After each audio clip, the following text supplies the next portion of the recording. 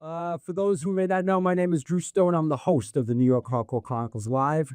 I also put on the Back to the New York Hardcore Roots series, free, now 16 plus, shows that we do at the Bowery Electric, now known as the Bowery Palace, and Niagara, formerly known as A7.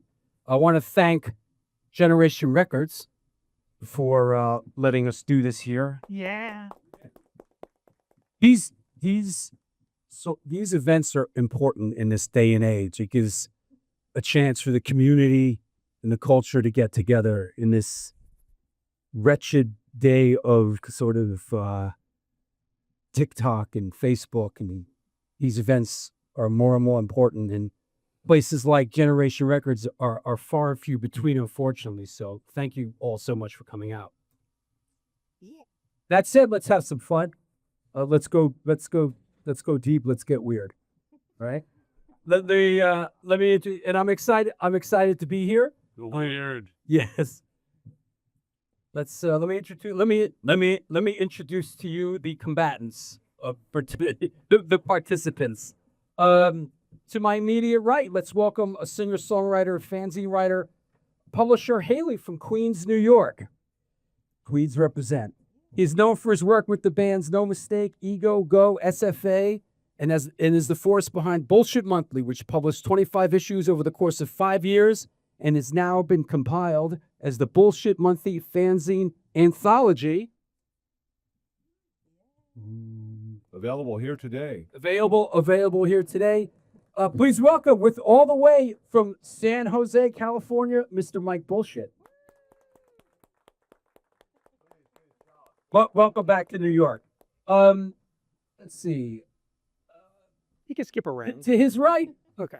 here today to talk to us about his book, Discords and the Scenes, an Anthology. Let's welcome an American publicist, musician, and music writer. Since the 1970s, he has performed with numerous groups, including the Slicky Boys and Half Japanese.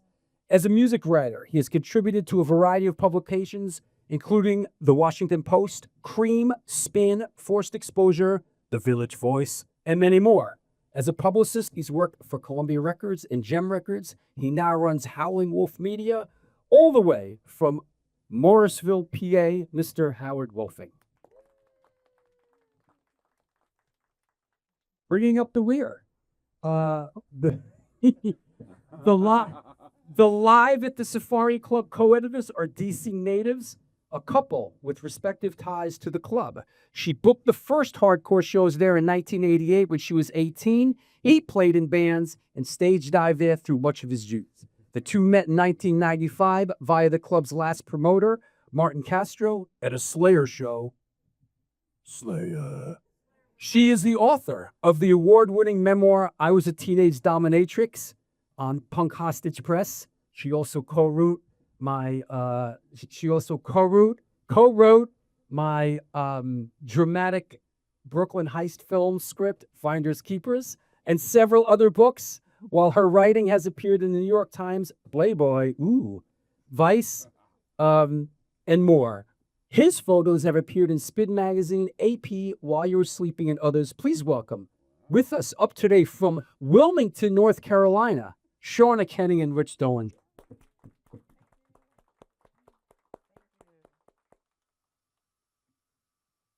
Polite applause.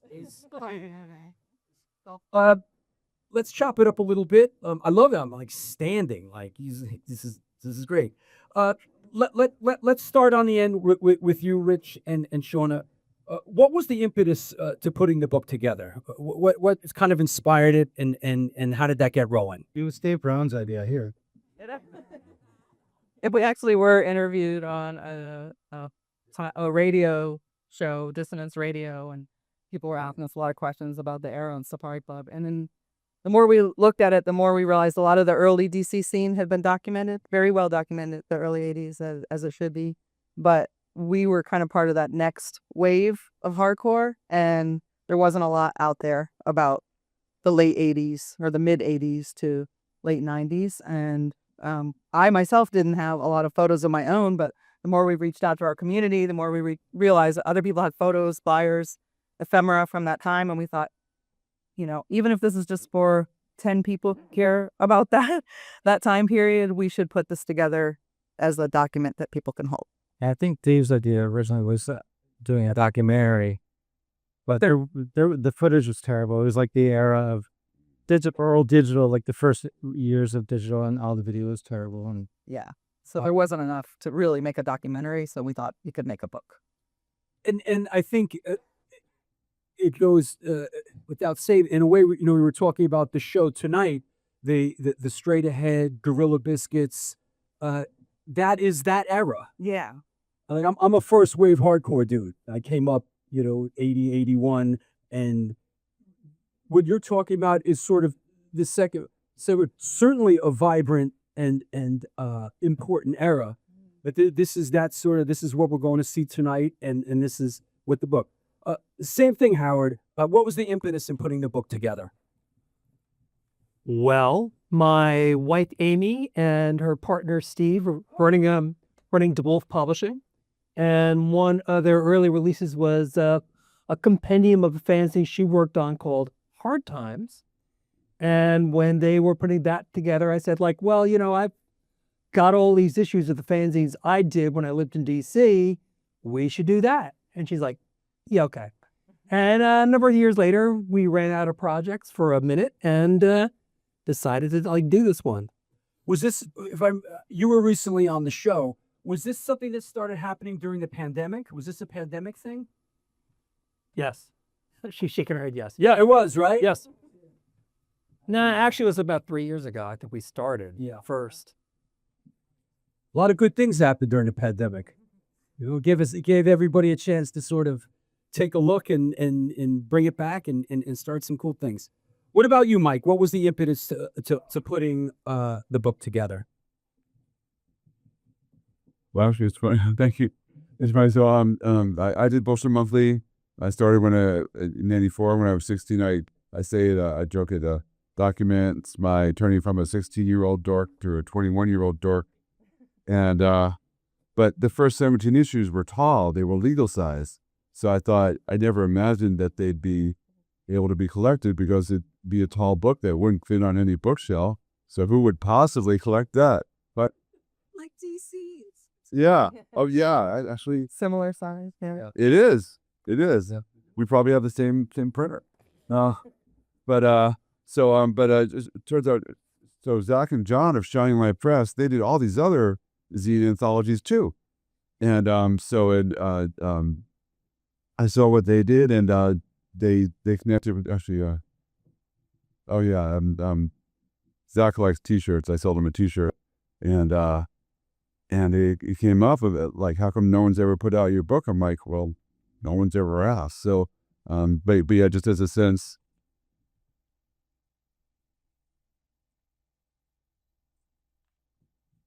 So like here's a sample issue. So I would go around selling these at shows for, what was this one? Like 35 cents, 40 cents, 50 cents. And so when I was going person to person selling them, I'd say, oh, so what's up with your band? So inside is like these little hand scribbled notes. There's some show reviews, some record reviews, but a lot of it's like, so-and-so just got a new bassist, or so-and-so needs a guitarist, call them at 212-515, blah, blah, blah, blah. Or, so-and-so is going on tour, or so-and-so has a record out. So it really, what I learned through this, because I asked people to write some forwards for it, and there's actually 35 short essays with people at the front of the book. What I learned was that it meant to people, because people really learned about the scene. For me, it was like scribbling things down and selling them, and being getting free records and into shows. That was cool. But but of course, selling a fanzine, you never break even. Are you broke? Oh yeah, totally. Okay. Well, I got some free records I got into shows, so I was out. But yeah, I was selling mine for 40 cents. I would have like these giant pockets of like quarters and nickels and dimes. So really what I heard from people is that, this kind of kept them in touch with the New York hardcore scene, and like they'd say, oh yeah, hold on, there's this show coming up. Here's a new venue. They learned about, and so what I learned through those initial essays, and was the most moving thing for me about this process, was what it meant for them. going home from a show on the subway and flipping through, or reading it during the week and say, okay, yeah, Saturday I'm going to go to this show. So that gave me a better appreciation of it and made me even happier that that they did step forward and say, hey, why don't we collect this? Because I thought, oh well, for the most part these don't exist. I sold a couple hundred. A lot of them got thrown out. They were a quarter or 30 cents, whatever. And the other ones are in people's collection. They're almost never for sale. So the two guys who put it out had never seen a copy. So I said That's good. I sent them each a copy. Was there and this is a question for both of you, in sort of going back and rediscovering this stuff you put out many years ago, did you have your own personal copies of everything? Did you have to like track it down? I know sometimes people don't even have their records. So did you have all this stuff in your archive? Yes. Though I kind of knew that was coming. Yeah. Him, right? Yes, I had everyone, and they were in a box, and they were all, as I heard, in catalog. No, there was a Tupperware tub in the basement where like a lot of old stuff goes, and I think it was like 2 or 3 copies of each issue. I think there was just one left, but I had every one, but every other one actually got sold back in the day. And we sold it for like, I think the first one was for a quarter and the second one was for a dime, except we didn't take the money. We just left it to the... Sold one for a dime. We left it to... We basically left it to the shops. Yeah. To basically keep the money. Is that like theoretically on consignment, like whatever that meant? No, it wasn't on consignment. It was just their money. It's like the whole idea was, because I'd worked at record stores, and free giveaways wind up on the floor by the front door, and that's what you wipe your feet on when it's raining and stuff like that. And I thought, like, well, let's put something in it for these guys. So by them getting to keep the money, even though it was like a dime or a quarter, it would sit on the counter instead of on the floor. And they kept the money. So when I say it broke even, that's where all the advertising went. All the advertising revenue went to, just paying for the printing.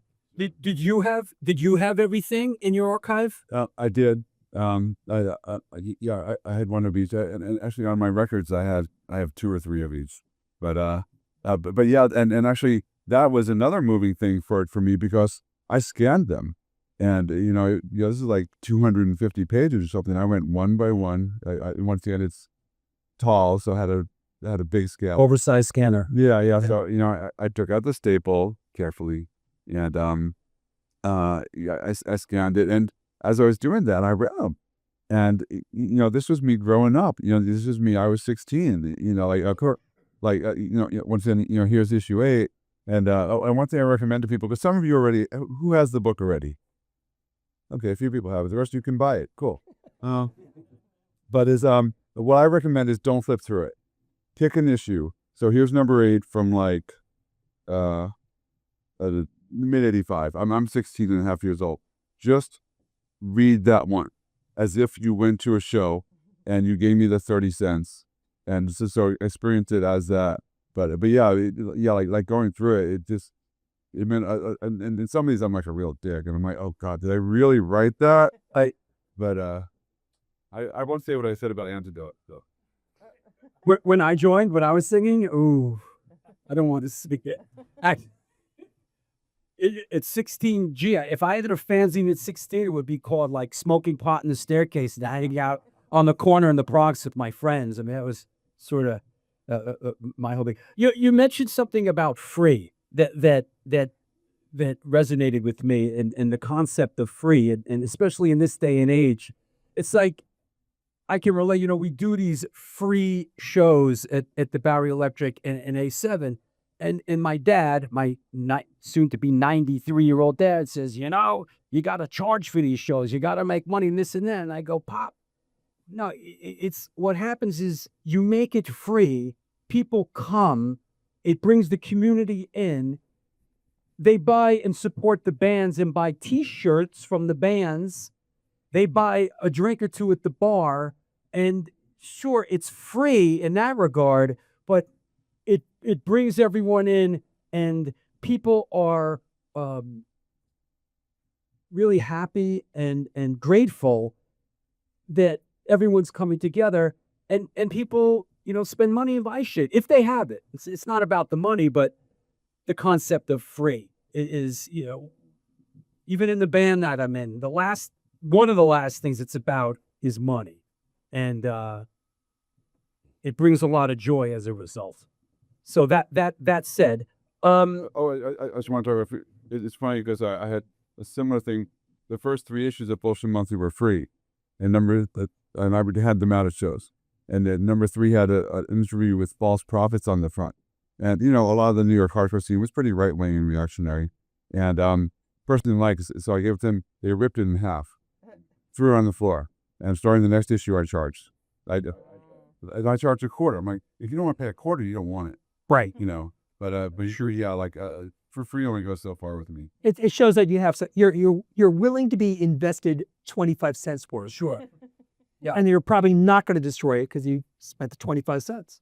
Yeah, that makes sense. Shawna, what was some of the biggest challenges that you faced pulling it together? I guess tracking people down. We worked on this for 6 years. Wow. Our house got And our house was broken into in the midst of it, and 2 computers stolen, and some of the interviews not back up.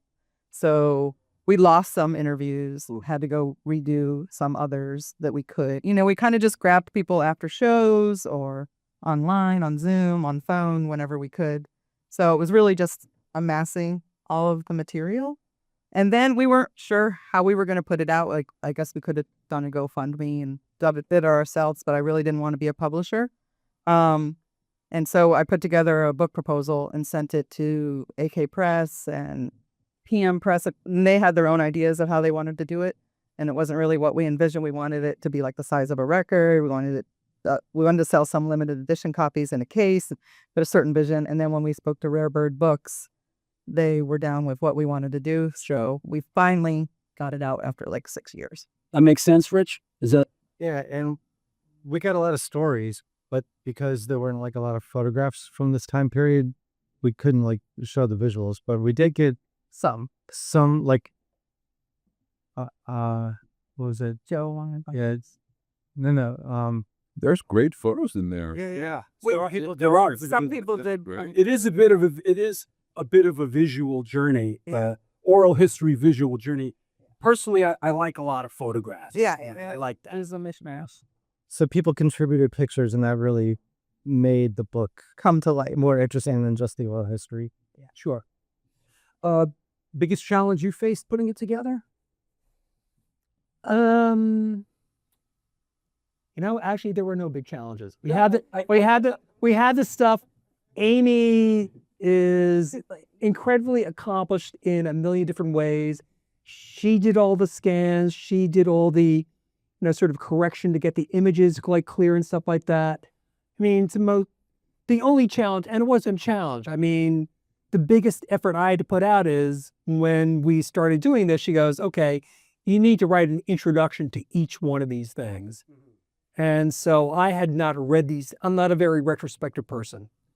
I went back and actually read all these things for the first time since the 20th century. And as I'm reading through it, as you well know, some of it was pretty sobering. And I'm looking at this stuff and thinking like, oh my God, I can't believe I got that wrong. I can't believe I said this.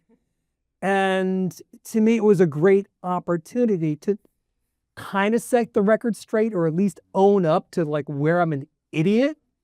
And also to sort of trace how this thing's developing over time, because these things had like a narrative arc of, just coming out and very idealistic. We had a very sort of political stance, which, for better or for worse, was, it kind of defined it. And it was also a hard thing to live up to, because the point was to help engender a creative community in DC. And when this started, there was none. there were show bands that played. They played hits of the day. That was it. And this was growing it from like the ground up, trying to find places to play, stores that would stock these weird records, people to show up to these things. And go ahead. And this is pre-Discord, pre-Teen Idols, pre-Minor Threat. This is one thing I really enjoyed about your book is it really sets the table before the Ians and before almost the Bad Brains and all that. The table gets set. And what's interesting, what's a great read is your take on the Teen Idols early on, the Bad Brains early on, Black Flag coming to town early on. Really interesting, sort of like, wow, young, look what these young fucking kids are doing. You know, That's totally true. I mean, I think the first time the Ian MacKaye got written about was a Teen Idols review, indie scenes. I think the first time the Bad Brains got written about was the guitar player from the Slicky Boys writing about them playing a basement show. And then, me reviewing them when they were opening for the Damned and made the Damned look really bad. Anytime the Damned played DC, it was always bad news because there'd be a local opener. So the first time was the Bad Brains. Second time, so how could it be worse than that? Oh, it was Minor Threat. But yeah, it was exciting seeing this stuff, documenting it from day one. Yeah. And trying to encourage it. Because I remember seeing, the show you did with, I guess it was Pete Stahl, right? From Scream. Sure. And, you were talking about that in New York, there was this sort of chasm between the original punks and the later punks. And there was a certain amount of hostility. Sure. And Pete's like, it didn't happen that way in DC. Yeah. It's like there was, again, this sense of like, no one cares about us. No one outside of DC cares about this music.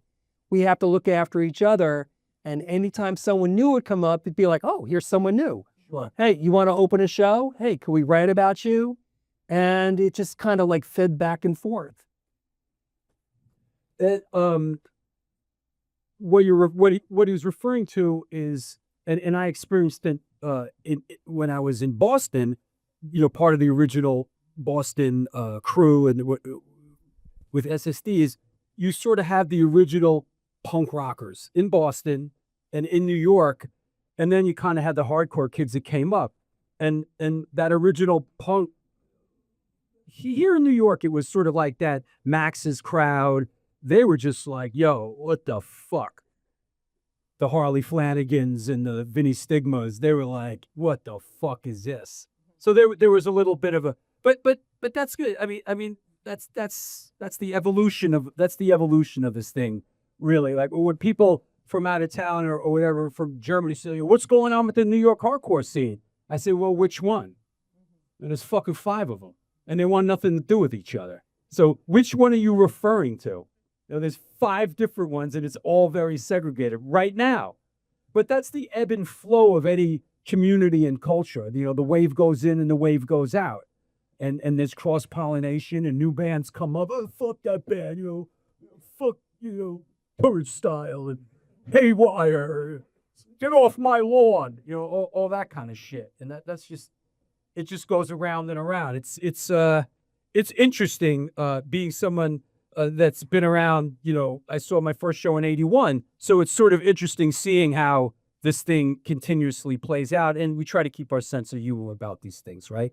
What was the biggest challenge you faced putting it together? Yeah, I kind of have to echo that. I didn't really have a challenge. It was a joy. Scanning 250 pages. That's a challenge, brother.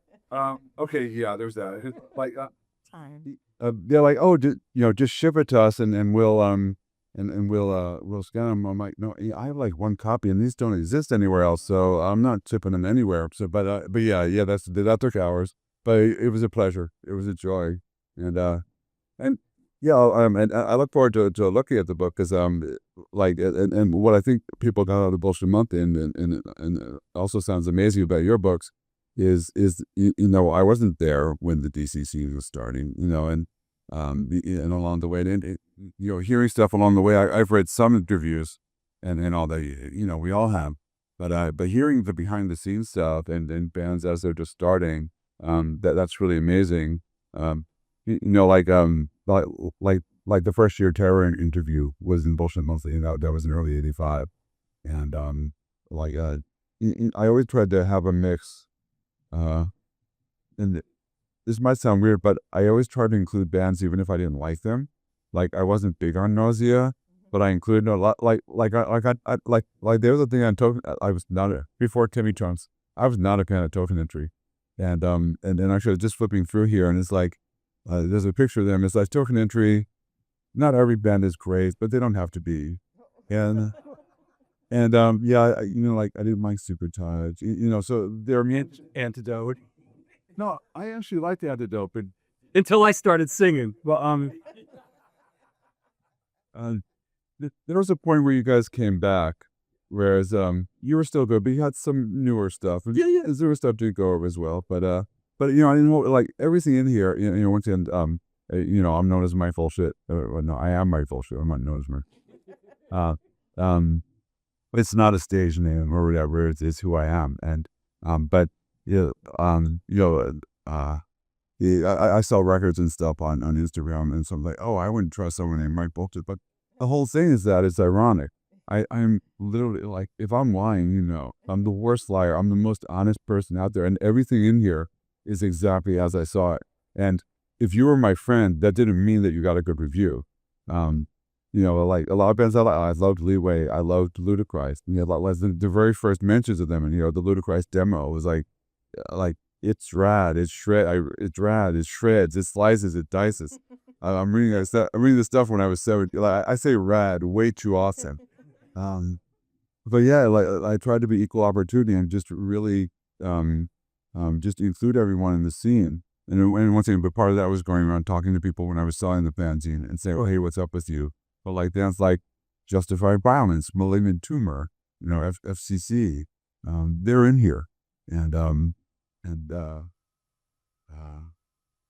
what was the question? Yeah, I could literally just talk on my own for like an hour or so I have to be careful not to. Yeah, the den. Go ahead. Can I that. can I speak to the generational thing a little bit? Please, because I was actually going to ask you next about sort of the generational thing and being a female.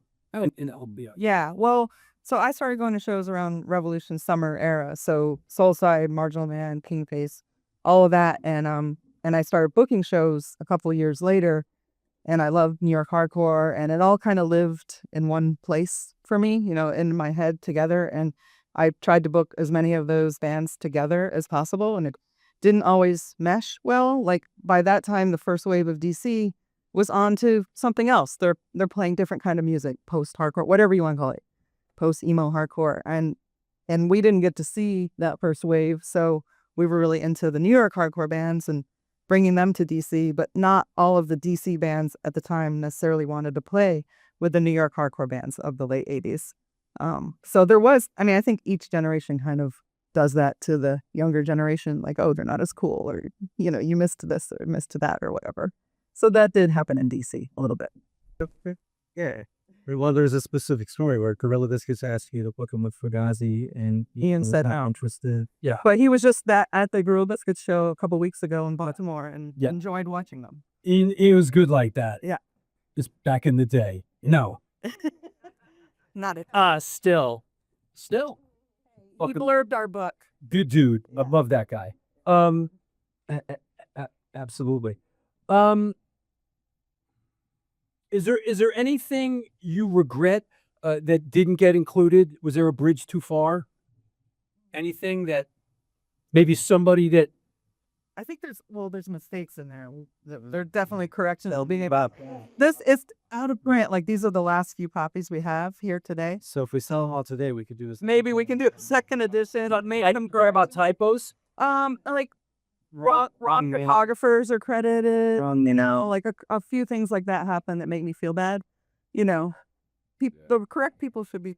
Putting out a book like this is really interesting in the regard, because I put a couple out, is that you get the proofs and you could look at it 100 times You'll still miss them. and you'll fucking miss, like, and then someone will go, like, what Jolly got me on.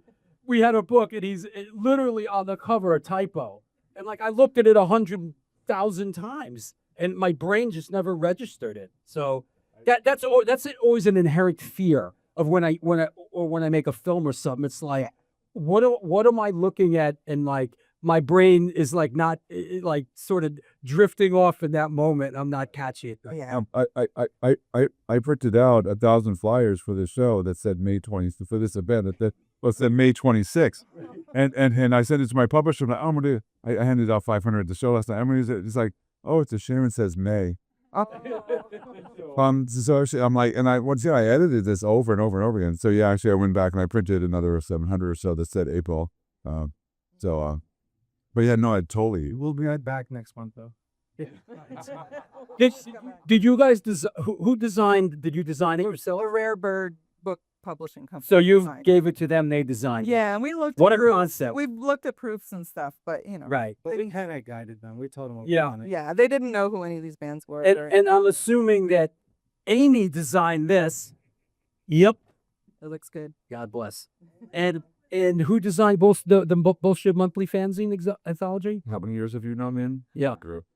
Yeah, no, they were, yeah, you know, I tried to keep it really, there might have been a tendency for someone to try to say, oh, why don't we use this special, like, hardcore looking font? And I just use Helvetica. There's Helvetica and Helvetica both, because that's all there was back then, you know, with the rub off letter. Yeah. And I didn't want to make it something that it wasn't. But I will say on the back cover they suggested the black and white alternating. Sure. And I never would have thought of that, and I love it. So if someone has a good idea, I'll run with it. Yeah. You know me, it's tough for me to get my hand up and stuff. So It's a great thing about doing hardcore stuff is that you could keep it hardcore. Yeah. It's like when I made the New York Hardcore Chronicles film. It's like, well, let's do this, and then I'm like, no, it's a fucking hardcore film. Let's keep it fucking hardcore. It's okay. Yeah. That it's kind of basic, and it stays true to the DIY ethos, and I think that's important. And what I love here is that there's an inherent thread that runs through everything. You know, your book, compilation of fanzines in the very early DC, primarily DC, music scene in the early 80s. And then sort of the same sort of spirit, Mike's compilation is doing the same thing, really documenting the New York hardcore scene per se in mid 80s to 90s, where and your book is documenting what's happening at the Safari Club in the mid 80s. So there's just it's like Alan Lomax, right? Going out into the field and documenting this stuff. And of course, it's no secret. Like personally, I just feel like this is important stuff. This is history and this is Americana. And it's very, I at a young age, I just felt like this is important stuff and this should be documented. Does that make sense? It makes sense. I mean, frankly, I think, and I actually for a long time worked with the Alan Lomax archives and had to really sort of think about what they were doing and what the stuff meant and what is folk music. And folk music in the end, to me, looking at what was documented of that stuff, it's music that people make to serve their community. That's right. First and foremost. Right on. Most of the great players, they didn't get record deals. Or if they did, it's like someone came through town, recorded them, gave them a bottle of whiskey, and that's all they ever saw. And they played local parties and stuff like that. I know in DC, that was the point. Playing for each other. People didn't come through. Again, it's like we were like on our own, making stuff to amuse ourselves. So it is folk music. Punk music started as of folk music because it functions that way. 100%. I always, and I'll die on this hill is that hardcore is Americana. I mean, American hardcore is it's Americana and it's folk music. I truly feel that way. What do you hope that readers take away from the book?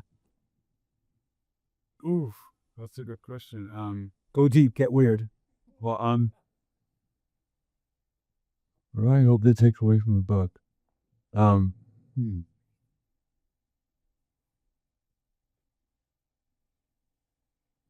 I hope people walk away with this.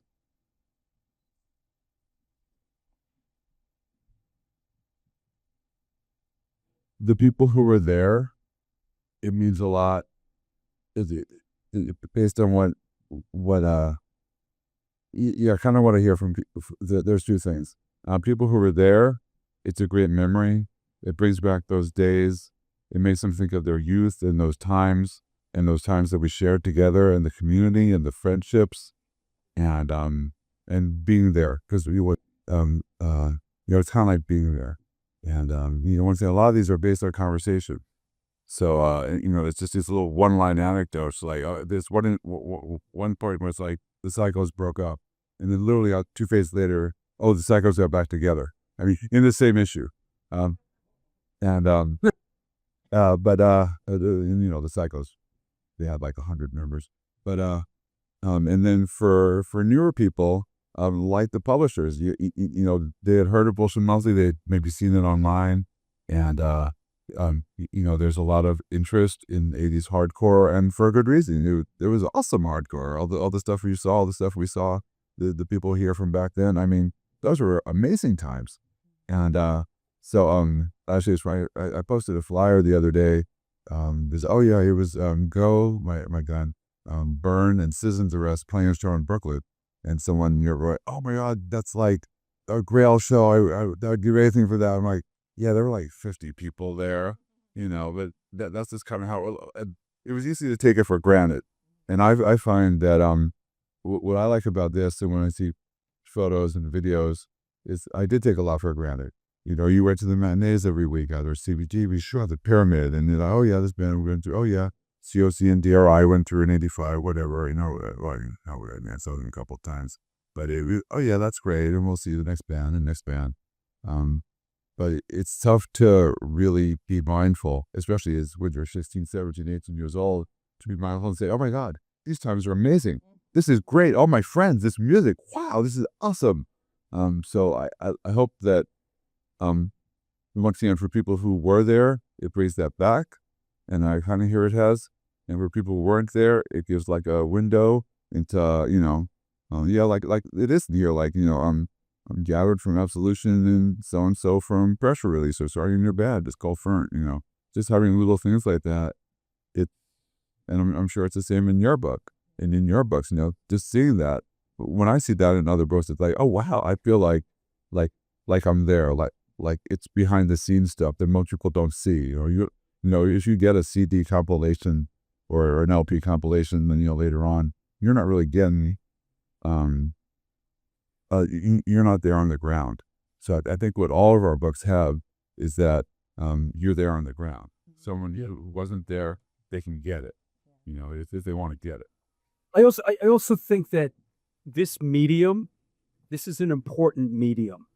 And in a lot of regards, in this sort of wretched digital social media world that we live in, this has come to the forefront, to me at least, as an extremely important medium. You can hold it in your hands. You can look at it. Just like getting together like this is extremely important in this day and age. Same question. What do you hope the readers take away from the book? Well, so the book actually anthologizes 2 different fanzines. Yeah. So there's 6 issues of one called D-Scenes, which was pointedly about DC music as it was emerging. And then after that, it was 8 issues of a thing called Discords, And that one basically looked at underserved scenes around the country. And in both cases, what it's documenting is people trying to make something out of nothing, frankly. There was nothing to plug into. No one was going to help them. If you wanted to see something or hear something or read something, you would have to do it yourself. And if you had to like beg, borrow, and steal to make it happen, you would do that. Frankly, this was all done fairly illegally up to a point. The people involved, myself, Mark Jenkins, my first wife, Tina, Mark and I both had done newspaper production. So we knew how to do that. So that was free. Talking about free, that's where the free was, free labor. Tina worked at, I think called the Chronicle of Higher Education. She would do all the typesetting after work and run it off. And some of her compadres would do all these, let's say there's an ancient technology that you use to make a newspaper and you need expensive cameras to like do that. They would do that on the sly and send it home with her. So all that stuff basically was purloined from a bigger company, and God bless him for that. I don't think we like really harmed him. And justify that by the fact that we didn't take any money from it. I mean, all the money we got from advertising went to printing it, because one of my side gigs at that time was helping stuff, flyers into the big daily newspaper down there at like 5 a.m. So I knew where the print shop was. I knew those people. I'd go there and that's how we did that. So what I like people to take away from this is realizing how much you can do when it seems like you have nothing. No one's going to help you. You have no resources. If you think about your skills, you think about how people can help out, you do miraculous stuff. This documents American DIY culture right at the beginning. This is right around 79 to 81. And you could see, like, especially in Discords, the little clubs around the country, the little stores around the country. I mean, the people, we had scene reports, and my friend Jim Testa, who was one of the contributors to this, tells me this was 2 years before Maximum Rock and Roll was doing that. And those scene reporters were the original manager of Husker Du, a guy named Gerard Kozlow. He then wound up running Matador Records, Tesco V, the lead singer of the Meatmen. And at that point, we're all just schmucks, struggling to help each other. We're all trying to support this. You know, I was reading the notes I wrote for the first issue of Discords, and it's like, we are screwed. The whole punk thing didn't work. We're being co-opted by major labels, left, right, and center. Our only chance is to start reaching out to each other and forming an underground network that could sustain this culture on our own terms. And I have to say, over the next 10 years, that worked pretty good. It worked pretty good. You think about all the amazing labels, say like, these are stylistically all over the places, like Touch and Go and stuff like that. They were working. There were clubs around the country where you could be a band without a deal and you would play and people would show up. It was a functioning thing until a band or two got really too popular for everyone's own good, and the majors jumped in, gutted it, and it took a while for things to grow back. So that's it. Fantastic. There's no justice. It's just us. I mean, basically, that's the theme with that. Shawna, what do you hope the readers take away, Rich and Shawna, take away from the book? Well, I feel like this is just like our yearbook, our high school. Yeah, right on. And if you were there, it's nostalgic. And if you weren't, I'm interested in What you did at him. what you're like, who are these guys and why do they care? Oh, yeah. I mean, I think for a lot of us, high school wasn't the connecting, principle. I think Mike said it beautifully. It was a scene and there was this music. So the people who are in there, it's fun to see their faces light up when they see a picture of themselves in the crowd. There's an in memoriam section, and it's been really touching for me to have people's families reach out and thank us for remembering their family member because they were an important part of the scene that we were involved in. And then, I mean, I think you can see that some pop culture came out of our scene. Like I've had non-punk friends look at the book and be like, oh, there was a whole vegetarian movement in the 80s, or we use Krishnapur, or things that should be documented. Yeah. Let's take some questions, and we'll do a couple questions, and then the authors are going to be at the back. There's a table back there signing. Yo, Jojo, what time's Outburst playing tonight, motherfucker? 5 o'clock? You hear that, everybody? 5 o'clock, Outburst. And Joe will sign our book. Come on now. And Looking forward to it, Jojo. that gives you plenty of time to go there, buy a book, get it signed, and then head over to the show. Questions? Anybody? Go deep. Get weird. Jolly, don't start. So you had a great run. How did it end? How did it end? I don't. Was there a day you said, fuck this bit, I'm not doing this anymore? I mean, it still influences my life to this day. I'm not, in a band, but I am a writer and I am a documentarian. And the DIY ethos runs through everything I do as a teacher and a writer. So I don't know what teenagers are doing today because I'm not a teenager. But punk rock is still a big part of my life. Right on. Basically, I broke up with our typesetter, and that was the end of that. And so what happened then is I was at a place called the 930 Club, and the guy from the Washington Post was there to review something. And I just got in his face and said, like, why are you here? You could not write about this to save your life. I could do this standing on my head.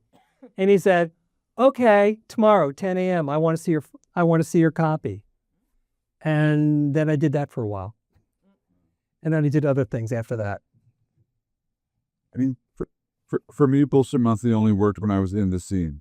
And so by early 91, I was out of the scene, and so I stopped publishing. Now, when I was later in a band, No Mistake, 2011 to 13 or so. You never heard of them. That's all right. But I was back in the scene. This was on the West Coast, and so included in here are issues 26 to 30, which I published over a few years. And those I put online as both as PDFs with links to the bands, which obviously in the 90s did not exist, and also as JPEGs for people to download. And then I kind of stopped, set it out of the scene again. And then I did like 1 or 2 issues over the last few years. But yeah, for me, it was like when I'm in the scene, I'm bored. And like last night at the show, I had now 500 flyers because I can't just stand around and watch bands. I just can't do that. I'm bored, even if they're good bands, except for Straight Ahead. Straight Ahead, I grew up. But all the other bands, they're really cool. And I watched them. I liked them. I uploaded some videos, but I need to be doing something. Yeah. So back then, I have to be doing something. I have to be involved in the scene. And just speaking to the memoriam, I do want to say on the second press, I did do a memorial page of people who appeared in Bullshit Monthly. Either the ones who are photographed appeared, like Jay from Apple, and Big Charlie, yeah. Charlie, and then also Dennis from CBGB's. I am God. And I added Alexa, but as I was putting this together, I asked people to let me know, and it was just so heartbreaking. Like people would write me all the time, like, "Oh, at so and so and so and so and so and so." But anyway, I just wanted to do a shout out to them. Thanks for being up to the Memorial Day. I think, and I guess I'm sort of speaking for myself, but yet I know I'm speaking for a lot of people. How could we die? We were so young, Sorry. I think that being a part of the early American hardcore scene and coming up in that DIY movement and everything, I feel like it's in my DNA, and it's everything I do and I've done moving forward in the films I've made, in the show that I do, and just kind of everything. I think when you're a part of this thing, it's sort of imprinted on your DNA, and I'm sure a lot of you feel the same way. Regardless of how old you are, old, young, in between, when you come up and you're around this sort of thing, you can carry it with you into your later years. Questions? Anybody? Anybody else? On. Come on. Got the show. Oh yeah. Speak up. I'm deaf. Okay, I got you. Shawna, first, what was it like booking your scene? Because you're essentially booking your community. You're building your community. And so the others, what was it like documenting your scene and documenting your community, like at the time? I'm now looking back, but Sure. Good question, man. Thank you, Shawna. It was fun. I mean, I didn't know what I was doing. I had a show booking partner, my friend Pam and I. We were 18 years old. We didn't have contracts. We didn't have guarantees. We would just call bands in New York and say, hey, do you want to play this little club called Safari Club? And then try to pair them up with DC bands or Philadelphia bands. And it was just fun. It was a way to make friends across borders and in other scenes. And it was also stressful. We didn't know. We're advertising with flyers, and once in a while a band would ask us to sign a contract, and we're like, no, we don't have a lawyer. We can't guarantee any amount of money. And the club owners, wanted more and more money over time. And it was a constant negotiation with them. And people had beefs with one another. And, we did it for 2 years. And now I look at a calendar of shows. We did them every weekend. And sometimes during the week, we'd have a metal show at night, and I'm exhausted looking at the schedule now. I'm like, I would never do that now, but it was fun. It created a bigger community for me. Also, I think that era was an incredibly vibrant time for live music. Like I look back at in New York in the 90s when we were playing, and we were playing like 3 or 4 times a week here in New York. There was so much going on. There was music, live music was such a part of the culture. People go out and saw live music. And things have changed, but quite a bit. People still see live music, but back then it was fucking on crazy nights too. Sunday night, fucking Limelight's packed full of people. Right. Shit like Monday, Tuesday. Who the fuck goes out on a Monday or a Tuesday now? And DC was sometimes it's like there's a show at the Limelight, and then there's a show later on at Cities. Yeah, Right. in DC there were only so many clubs in DC, and by the time we were booking shows, 930 Club was the corporate. It was punk, but it was corporate. So there were bands that couldn't get shows at 930 Club who would call us. That's right. And we had this other venue that was more underground. Was there anybody that, just kind of modifying his question a little bit, that was really difficult to interview? Any challenges that were like people that were just you had to chase around and they were still different? I'm not saying talk shit, but was it hard interviewing your community? I mean, sometimes it's people that just have never done that sort of thing before. On one level, it was easy because, like I said, no one else cared about this stuff. So it's not like they were inundated with requests for that. Sure. This it was all fascinating to them. On the other hand, because the scene was being documented, like sort of straight on through, and we were not holding our punches because we were just like saying what we feel to a degree. Because it's like we know you're good, but we think you could do better. So yeah, can't you do better? And every once in a while, you'd get some people, like pushing back in a major way. In the last copy of D Scenes, I was interviewing a band called Tiny Desk Unit, who later the keyboard player, formed an NPR show called Tiny Desk Concerts. That's why it's called that. Yeah. And man, you read that interview and it's like the gloves come off like in 3 seconds. And it goes on for a while though. It's not like, you suck it out of here. It's like, we're just like fighting back and forth for a while. And that's the interview. In one case, I guess I wasn't thinking about it at the time, but there was a band called the D Seats. It was the original singer of the Slicky Boys. and then the guitar player from a band called Black Market Baby. This was a kind of band in between there. And they were like really dead drunk, and they had a major chip on their shoulder that they weren't bigger and making more money. And they're just going off about the scene. The scene at that point, a lot of the people that owned clubs were from other countries, and their descriptions of them are not politically correct, to say the least. And, it was like pretty raw, but otherwise people were digging it. I mean, they say things that are like you wouldn't expect. Like there's an interview with HR, and he's like, yeah, people aren't really supporting our new wave scene. I'm like, oh, okay. At the time, you didn't think anything because it was just all of us against them. Yeah. And whatever you're playing, it was kind of the same thing, punk, new wave. You didn't really think like, oh, this is this tribe or that tribe. It was all kind of the same thing, just different flavors of it. Mike? Yeah. Yeah, Shawna, I totally have to echo something that you wrote, that you said, is that a lot of these bands, especially when they were smaller, and then like for them to be mentioned, the Fanzine was like once they Justified Violence, like wow. And I was talking to Craig last night from Straight Ahead, and I have photos of them when they were in New York City Mayhem. I talked about New York City Mayhem. I actually have photos of Richie Underdog back when he was in the Numbskulls. So like, and Craig thanked me because just being mentioned in the Fanzine was something they didn't really have,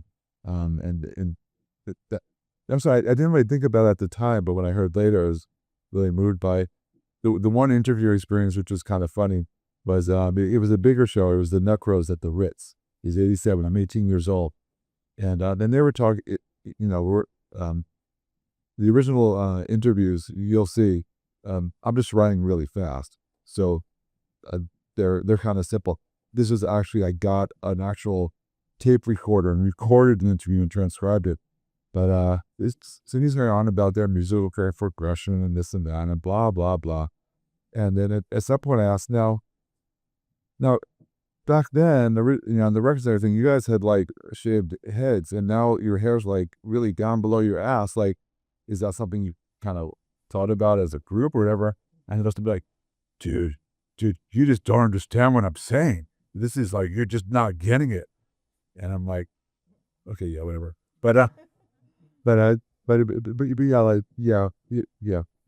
For the most part, people like being mentioned, and I like mentioning them, and it was just great all around. What's last question, and then we're gonna wrap it up, and they'll be signing books in the back. So, well, actually, I forgot.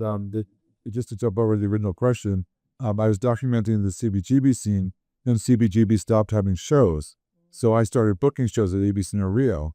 So I was writing about ABC No Rio bands. Then CBGB started matinees again. So I was going back and forth because the ABC No Rio matinees were Saturday and the CBGB matinees were Sunday. So then there's a certain point in here where like there's a mix where I'm talking about both places. And actually at a certain point in here, I came out as gay, which was in Bullshit Monthly number 19, which is really surprising to people. Or no, number 20. It just says, Bullshit Monthly is proud to be gay owned and operated. And that was my coming out. What year was this? That was the middle of '89. And I was 20, and like no one knew this. And I think I sold about 500 copies of that issue. And then everyone knew it.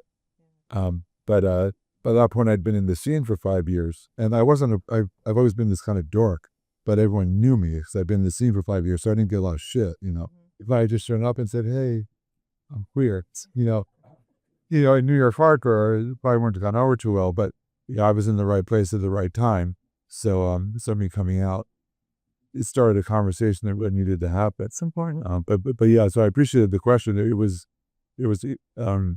Remember. yeah. what does so last question? What does the future hold with the book? And are you working on anything next? Oh yeah. Well, thanks for that. Yeah, like, once again, I never thought it would be published. Zach and John put it out, and they were going to do 300, and they got I got a deal. We're going to do 500. I'm like, dude, the fuck? 500. I'm like, your girlfriend's gonna leave you, but she's gonna have these stacks of bullshit monthlies all over. But they somehow sold them. So this is the second print. I guess ideally, I'd love for these to sell. And they do fanzine anthologies like once every year or so. So they did one of those, and I did another issue of Bullshit Monthly for that, and that's included in here. So, when I'm connected enough to the scene, I would like to be able to do another Bullshit Monthly. I do go to some shows in San Jose, and of course some shows here. So you might see one, and I'll put it online. But yeah, I guess right now, and just as a plug, the store has 6 copies for sale, and I have 16. And I really don't want to bring those to the post office tomorrow.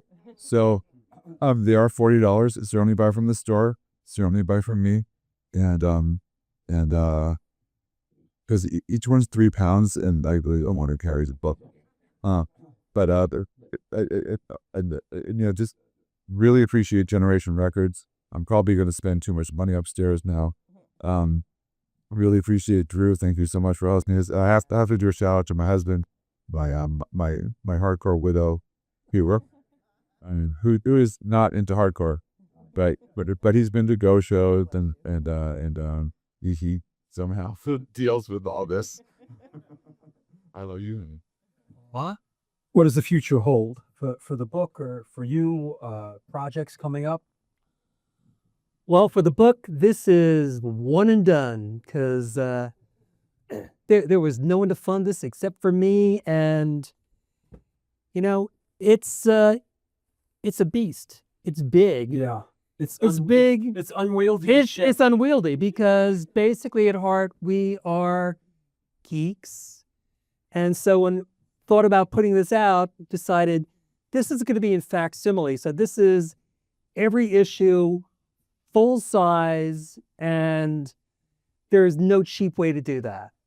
So once these are gone, they are gone forever.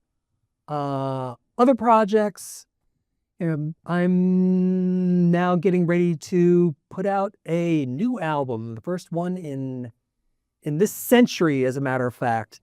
After the first couple of bands I was in a band called Under Heavens. It was with a guy named Don Zientara, who still runs, I guess now, like going on 50 years, a studio in DC called Inner Ear. If you look at DC hardcore records, you'll see that name on like a lot of them. And a bandmate from a group called Half Japanese for a while. The pandemic, and also Under Ear being eminent domain by the city of Arlington so that they can build an arts and commerce neighborhood. So why would you keep a place that's been in numerous documentaries, is world famous? Why wouldn't you tear that down?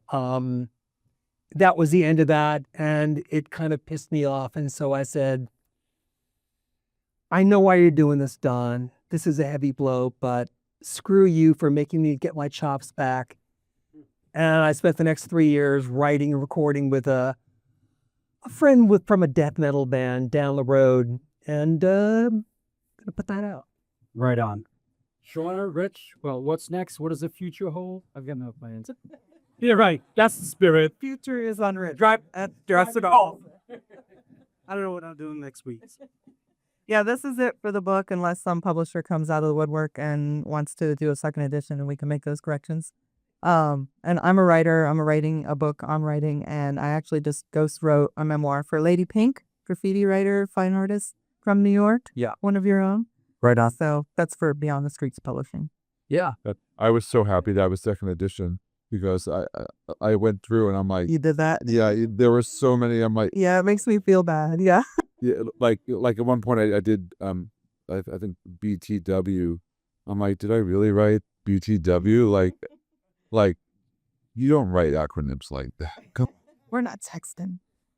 And just once again, Shawna and I wrote a Brooklyn heist script with a real New York hardcore Set in the 90s. set in the 90s. It's a period piece. It takes place in the 90s. It's a Brooklyn heist film that has a lot of hardcore running through it. But we wrote a film script. It's called Finders Keepers.